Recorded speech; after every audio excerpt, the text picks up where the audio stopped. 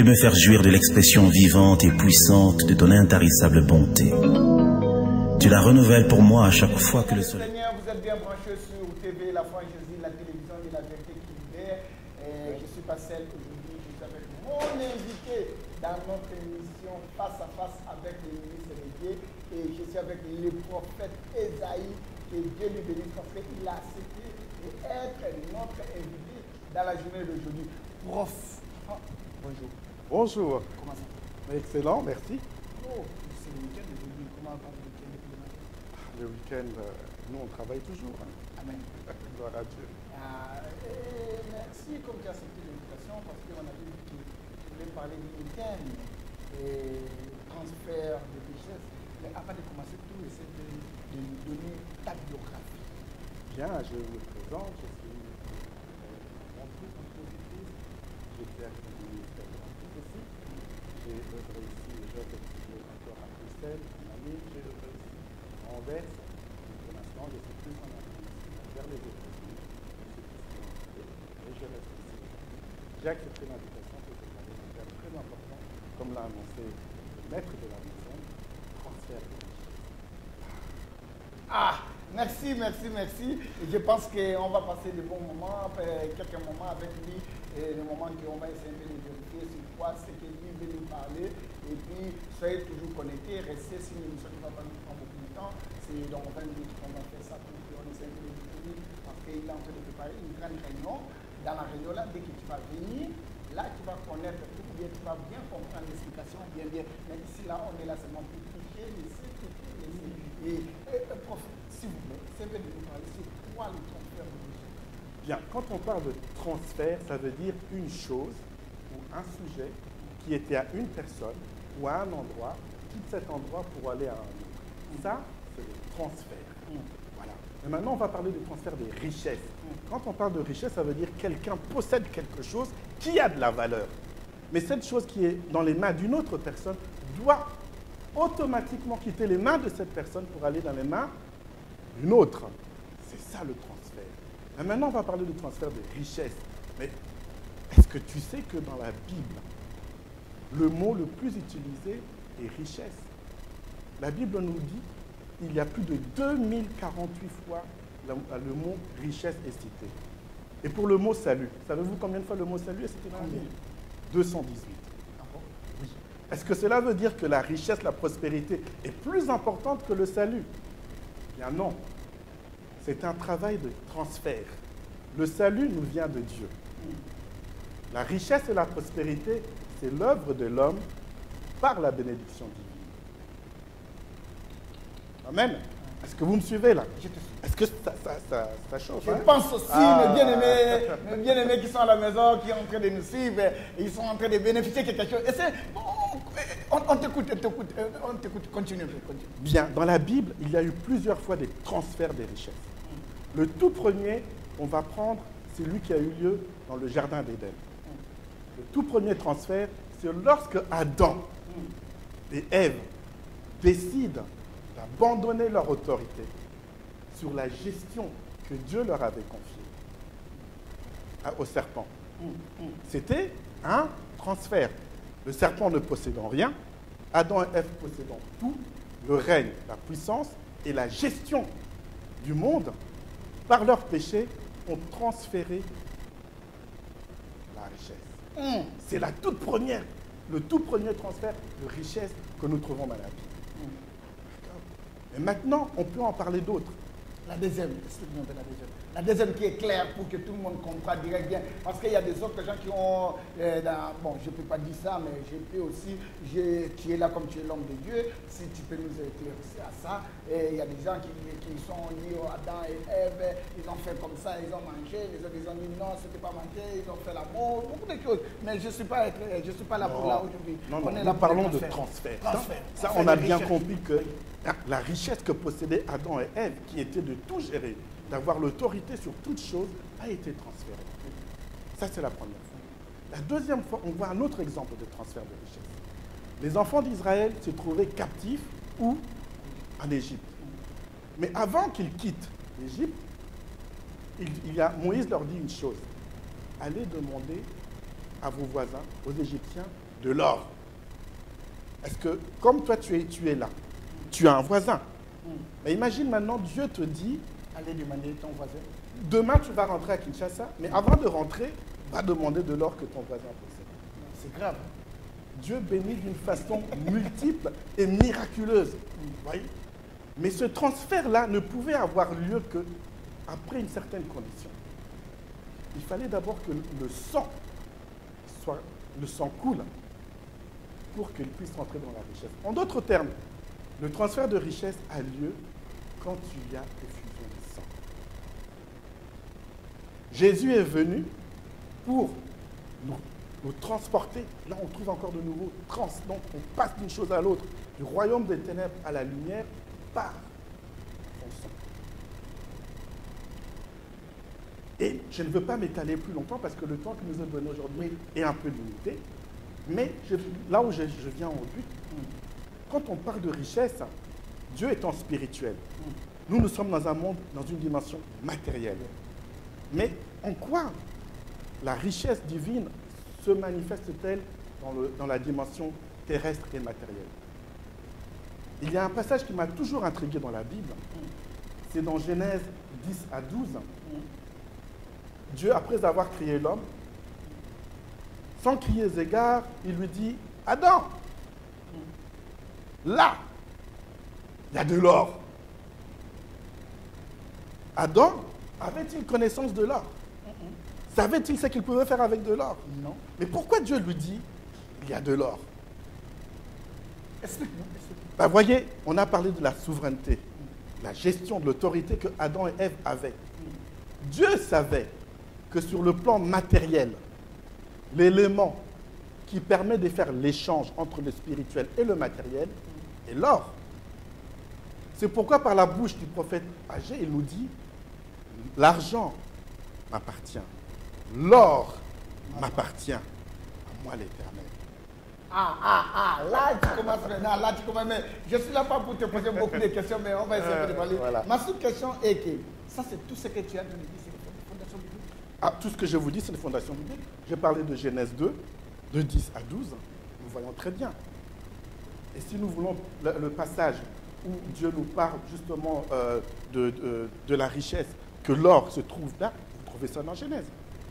Pourquoi un Dieu qui est spirituel parlerait-il d'or? C'est qu'il y avait un plan, il y avait une destination à cela. Donc on ne peut pas condamner aussi les hommes de Dieu qui ont l'habitude de prêcher de la recherche, donc ils n'ont rien aussi. Oh mon frère, là tu poses la bonne question. Il faut bien se comprendre. Je vais prendre un autre exemple biblique. Quand Jésus a multiplié le pain, la foule l'a suivi. D'accord? Mais Jésus se retirait la nuit de l'autre côté du lac. Mais on l'a poursuivi en disant, Maître, nous t'avons cherché partout. Nous ne savions pas quand est-ce que tu es arrivé ici. Oui. Et tu sais ce qu'il leur a dit? Oui. Vous me suivez. Parce que vous avez mangé. Donc, ce qu'il essaie de faire expliquer, c'est quoi? C'est que ce que nous avons matériellement demande un sacrifice énorme. C'est pour ça quand il va leur dire, c'est lui qui mangera de ma chair. C'est lui qui boira de mon sang. Ça veut dire que si tu es prêt à payer le prix, à accepter ce qui est réel et vrai, tu obtiendras la vraie vie et la vraie prospérité. Voilà. Alors pourquoi est-ce que l'or est si important? Parce que dans le système que Dieu a établi, nous allons voir dans l'histoire de la Bible que l'or était toujours lié au temple. Dans le saint de saints, dans le sacré de sacré, tout était en or. Donc c'est ça que Dieu a dit même à Aaron, et à Moïse et Aaron, essayer de récupérer de l'or pour le faire. Oui, l'or que les Égyptiens avaient pris pour quitter Israël, pour quitter l'Égypte, a servi à bâtir le tabernacle.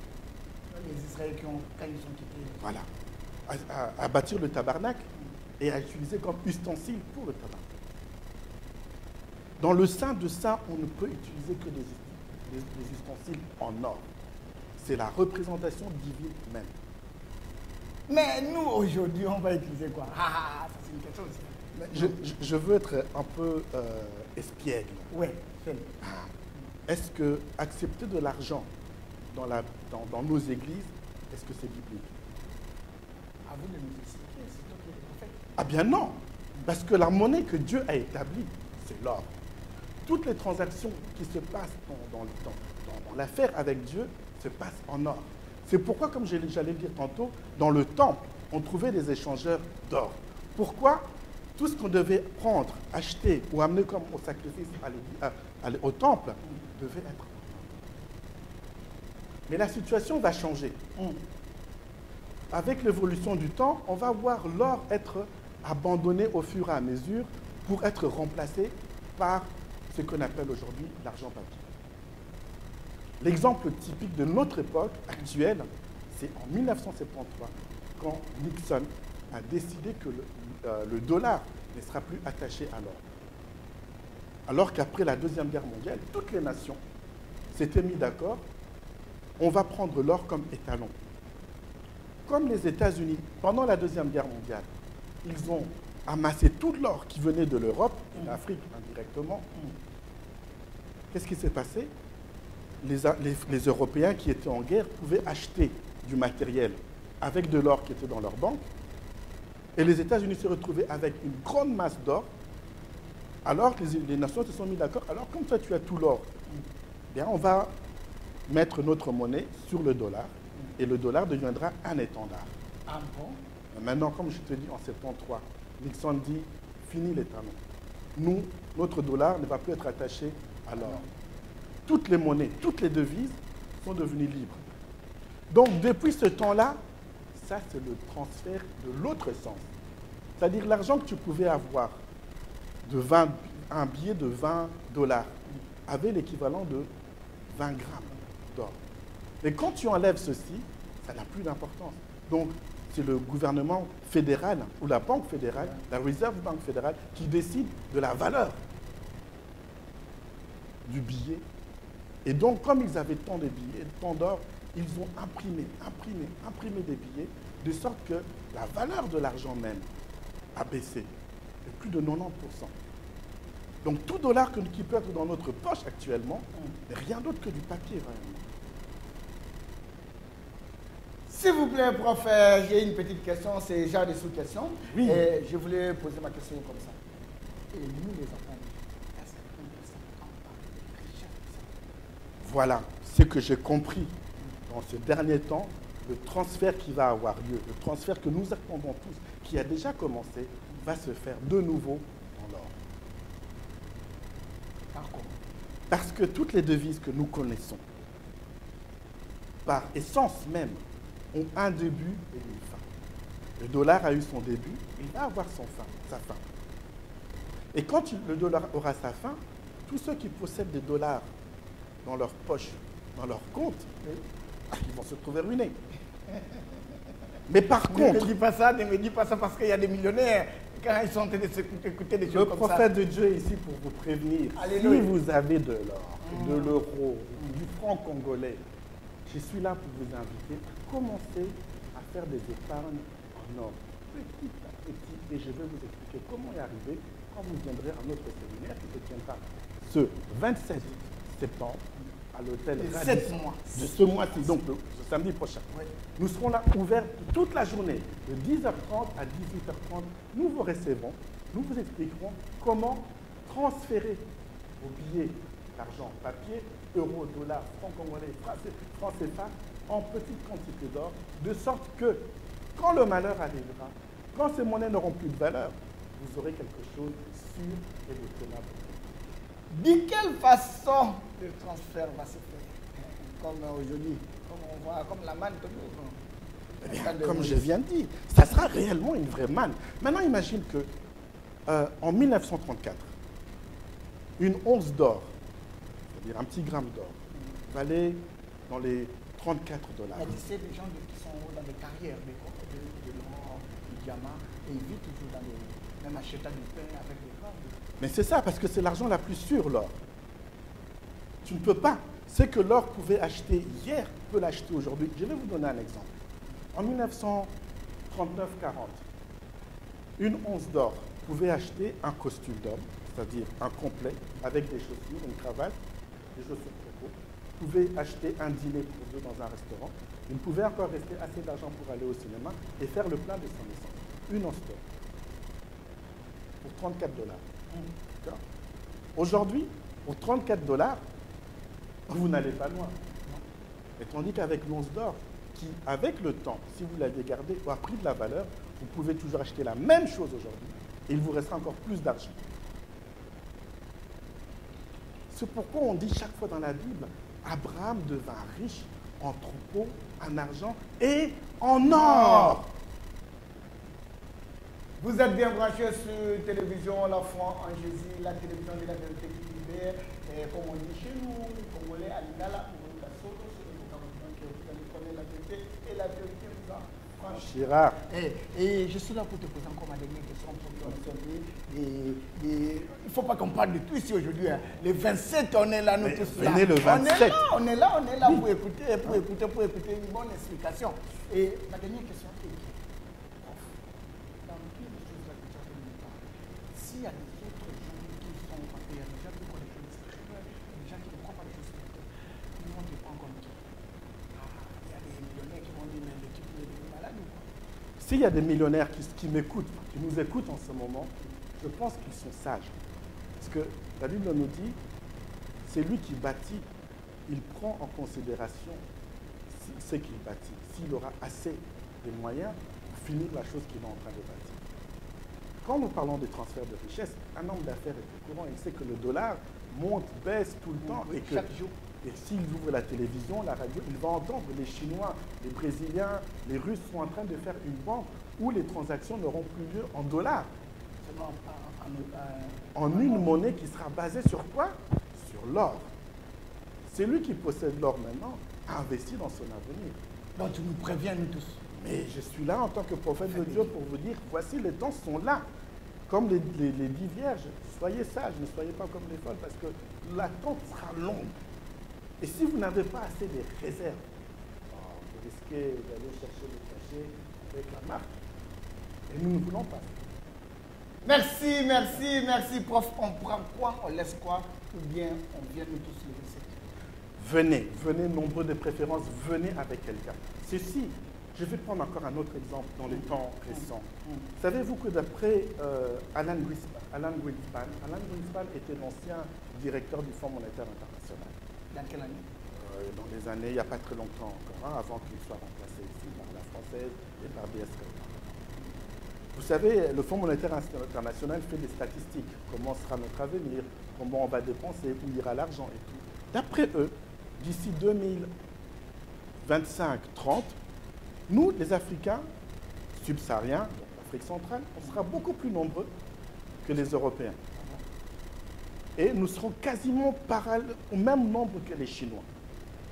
Mais là où la différence est celle-ci, le pouvoir d'achat de l'Européen, d'un Occident, américain, européen, va baisser. Celui des Chinois va monter aux alentours de 200 000 $ actuels. Donc, ça sera le pouvoir d'achat d'un Chinois classe moyenne. Je ne dis même Bien pas... aimé, c'est un peu de noter ça. Peut-être tu n'auras pas le temps pour venir aux conférences le 27 septembre à partir de 10h jusqu'à 18h30. Mais c'est un peu de noter ça, c'est des brefs. Oui. Parle. Mais pour un Africain de 2025, 2030, 35, le pouvoir d'achat ne sera que de 2 000 $. C'est une chose qui m'a choqué. Mais si par contre, avec ce que je vous donne comme information, vous préparez vos enfants, je pense qu'eux, ils feront la différence. Bien aimé, je ne souhaite pas que tu sois une statistique de la vie. Que tu sois celui qui détermine, qui donne la vie. Parce que tu es le ciel de la terre. Sans toi, pas de vie, pas de goût. Merci, prophète, que Dieu te bénisse. Est-ce que tu peux donner le programme, le jour, l'heure, pour donner un peu une petite annonce à toi-même, parce que c'est toi qui connais tout, comment ça va se passer? Plaisir. Tu seras aussi orateur principal ou bien Je des serai autres orateurs? Je serai orateur principalement, mais nous aurons des vidéoconférences avec les États-Unis pour vous montrer que je ne suis pas seul dans ce mouvement. Je peux vous dire aussi que Creflo Dollar, il y a presque 8 ans de cela, avait déjà prédit la même chose. Il y aura ce transfert d'argent et que les chrétiens devaient aussi commencer à mettre leur argent en ordre. Mais jusque-là, personne ne savait comment on pouvait le faire. Moi, je vous apporte une solution simple, pratique, est accessible à tout le monde. Que tu sois étudiant, que tu sois commerçant, même que si tu es au chômage, viens simplement, suis le programme et tu seras béni toi et ta famille. Et quand les jours de la longue attente viendront, tu ne seras pas tenté de faire autre chose que d'attendre. Alors, le programme, donc nous sommes le 27 septembre, donc le samedi prochain, à l'hôtel Radisson Blu Royal Hotel. C'est un très bel endroit, c'est au centre de Bruxelles. Et je peux vous donner l'adresse. L'adresse sera affichée de toute façon ici en dessous. Donc, c'est rue du Fossé au Loup, au numéro 47 à 1000 Bruxelles. C'est le bel hôtel juste au tournant quand vous descendez la rue du Fossé au Loup et quand vous allez vers le Bouquet. Si vous nous écoutez quand vous êtes au loin, j'ai aussi une page internet sur Facebook où vous pouvez me retrouver. Vous pouvez aller sur First Gold Million, donc premier million en or. Est-ce que vous avez des millions? Vous êtes des prêtres et des rois. Un prêtre et un roi doit avoir des moyens pour trouver sa sécurité et il le fait au travers de l'or. Donc venez nombreux. Vous avez mes contacts. Donc je vous attends toute la journée de 10h30, 18h30 et samedi. Merci, bien-aimés, ne manquez pas sur rue du Fossé au Loup, numéro 47, 1000 Bruxelles. 1000 Bruxelles, c'est 1000 Bruxelles. Peut-être qu'il y a une petite faute qui ne s'est pas écrite bien là-bas, c'est 1000 Bruxelles, donc 1000 Bruxelles. BXL, donc le direct du camion. Que Dieu te bénisse, parce que tu as permis que tu prennes ton temps pour que tu nous suives. Et prophète, merci beaucoup pour ta présence. C'est moi qui te remercie. Que cette maison soit encore bénie. Amen. Et qu'elle reçoive au maximum. Amen. Et qu'elle soit le pilier et qu'elle possède en or tout ce que tu as fait. Amen, amen, amen. À la prochaine. Bye bye. Bye bye.